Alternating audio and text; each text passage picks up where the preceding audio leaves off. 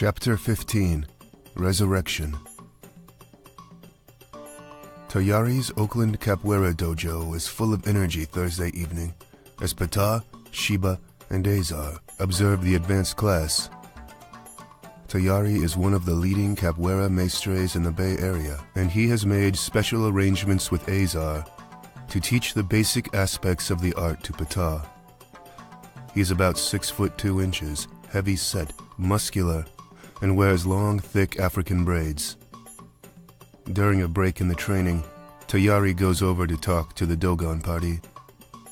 Azar has an initial question. Tayari, Pata has 5 months to learn as much as he can about this art. Is that going to be enough time to prepare for Zambi? Tayari responds, "There's never enough time to prepare for the tiger, but Pata is an exception, a great martial artist. I'm sure he will learn a lot very quickly. When do you want to start?" Pata stands up and takes off his sweatshirt. "Tonight. I've already been practicing Mealush Kambaso and a few other techniques that are similar to my own. I want to get into the flowing rhythm." Tayari understands. "Good. 2 visiting maestres from Brazil and myself will work with you. There will be no time to learn everything, but with your present abilities, you will know enough. Zambi is a master at maintaining the capoeira momentum. His movements are very fluid, and he is very spontaneous, which is the basic nature of the art. Let's start with the basics. Tonight, we practice Shinga." "Let's do it."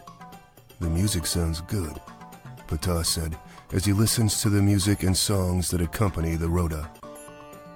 Pata kisses Sheba on the cheek and slaps Azar on the arm as he moves in for the training. Azar looks over at Sheba. "I'm not in total agreement with this, but he felt strongly about it. He thinks this art has a lot of power." "He knows what he's doing, Azar. There's something he needs to know about capoeira. Something he hasn't learned anyplace else," Sheba said. Pata is in superb shape for the rigorous training in capoeira. He picks up Ginga very quickly. With only a few months to learn as much as he can, Pata is planning to devote maximum time to this training. Over the next 3 months, Pata will excel in many facets of this art. Pata's rapid development and dedication simply amazed Tayari. He had never had the opportunity to work with anyone quite like Pata. What made the training even more exciting and invigorating was that Pata was fascinated with capoeira. He loved the flowing spirit, but had to be careful not to reveal his mystical power, to really flow into the air. Pata trained 6 days per week, 12 hours a day, and he was always ready for more. After 2 months, Tayari started teaching Pata some advanced techniques. In these sessions, Tayari and Pata would face wall-size mirrors to observe themselves and go through the set routines. As Tayari demonstrates the patterns, Pata would follow through slowly until he was sure of all the movements. The more Pata practiced this ancient art, the more he began to feel and become aware of the African genius behind this strange and unique fighting art.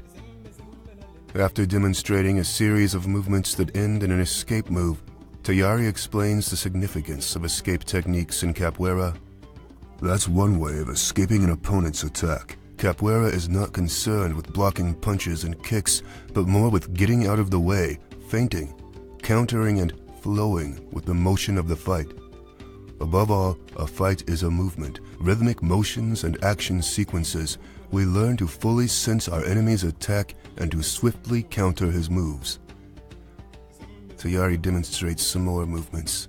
He performs Ginga, escapes backwards, does a spin-around floor kick 2 times, dives into a cartwheel, and ends with a spin-around heel kick, then back to Ginga. Tayari explains the routine. "Ginga is a natural stepping motion, like walking in place. From that motion we perform all of our techniques. The escape movement is called escala. The spin-around kicks, as you already know, are Mealush Kambaso. Then I performed Au, a cartwheel, followed by the kick known as Armada. Then back to Ginga for the next routine. A capoeirista must have great endurance, for he or she is in constant motion. As you can see, there's room for creative developments in capoeira. The training brings it out of you. It's a natural progression. Many of these techniques are very deceptive. The spontaneous reaction and continuous pressure on an opponent can work to a good fighter's advantage. I like the basic philosophy behind the system, Ptah said. Tayari smiles. Now let's work on these routines facing each other. We'll start slow at first, then we'll increase the speed. Tayari signals for two students to begin playing the drum and berimbau, a slow Angolan rhythm without lyrics. Ptah and Tayari step to the front of an imaginary circle, assume squatting positions, shake hands and cartwheel into the circle, Rhoda. They perform a slow Ginga and then begin to practice several of the routines that Ptah has learned. Over the next several weeks, Ptah works out regularly with Tayari and the mestres from Brazil, sparring, jogging, performing acrobatic movements, practicing capoeira routines, and various advanced techniques. Ptah also becomes familiar with the instruments in capoeira, such as the drum and berimbau. He becomes very attuned to the rhythmic flow of the art. After one day of intense training, Azar, Ptah, Tayari, and the other mestres watch a videotape of some of Zambi's past fights. Zambi is a superb tactician as they witness him defeating a string of opponents.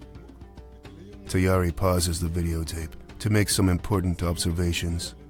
Zambi has been a capoeirista since he was 7 years old. He's a dedicated martial artist. His mestre, master teacher, was Tastinha, who was dedicated to teaching the capoeira Angola style. That style supports the strong African foundation of capoeira and incorporates the slow, deadly, and deceptive Angolan Rhoda. Zambi also studied many of Mestre Simba's techniques that make up the capoeira regional style. Techniques from other martial arts, such as Brazilian Jiu-Jitsu, submission grappling, and Thai boxing, are incorporated in his system of fighting. He's a thinking, creative artist, and he's a master at playing the slow, deceptive Angolan game. To play that game with him, one must have total concentration and be in complete harmony with his movements. That's the ultimate game I want to play with him. Let's work on it, Ptah said. Azar is very concerned about that strategy. Why should you risk playing his best game, Ptah? Give him your best game and beat him with your best techniques. I will, old man, but I must test the limits of my abilities in this fight. Zambi is the first opponent in the ring to offer me a real challenge in this area. You see, Azar, I must go into his den and play his deadly game. For the remaining 2 to 3 months left before the fight, Ptah spends countless hours sparring in the Rhoda with several local and Brazilian mestres. Because of his superhuman capabilities, he soon becomes a formidable player in the deadly art. Many of the mestres and senior students are eager to test his endurance and abilities. One evening, as the slow, melodic Angolan beat signaled the start of a Rhoda, Tayari and Ptah enter the circle in a state of complete concentration and awareness of each other's movements. The game is intense and truly tests the mental alertness of its participants. One false move and one could be taken out very quickly. During this session, 3 Brazilian mestres respectfully cut into the game in order to spar with Ptah. They use very deceptive tactics and different fighting styles to push Ptah to the limits. However, Ptah's endurance and skills are absolutely amazing as he counters his opponent's techniques and displays an endless series of tactics and routines. He loves the game and plays with tremendous intensity. At one point, Tayari leaves the Rhoda to take a breather and is pulled aside by Azar. Azar inquired, Is he ready to handle Zambi in this Angolan game? Ptah is strong in this game. He will not be easy to beat. He has a mental force and alertness that can possibly match Zambi's. That's why many of these mestres have come from Brazil and all over the state. They are interested in testing the Dogon's power and resourcefulness. And no one really wants to go to the ground with him because he's as deadly as Zambi in grappling. He has mastered many of our techniques very quickly and trains like a man driven to be the best at all costs, Tayari said. Good. That's what I wanted to hear, said Azar. But Azar was a bit confused about Ptah's performance. He had never known Ptah to fight that well on the ground, nor to have such an incredible source of unlimited energy. In his eyes, Ptah had truly become a powerhouse, a master in the arts. In one of the final matches of the evening, Ptah and one of the Brazilian mestres are in a heated sparring session. Suddenly the mestre turns away from Ptah and with half-closed eyes extends his arms above his head as if he's reaching for the heavens. He is performing a capoeira ritual known as Camada de Mau, which presents another interesting aspect of the art. Ptah, who is completely aware of the formalities of this ritual, performs acrobatic movements while cautiously approaching the mestre, who is doing dance-like movements in place. Extreme cautiousness is displayed by both fighters as Ptah slowly joins hands with the mestre. They both begin to move together, back and forth across the floor in a ritualistic dance.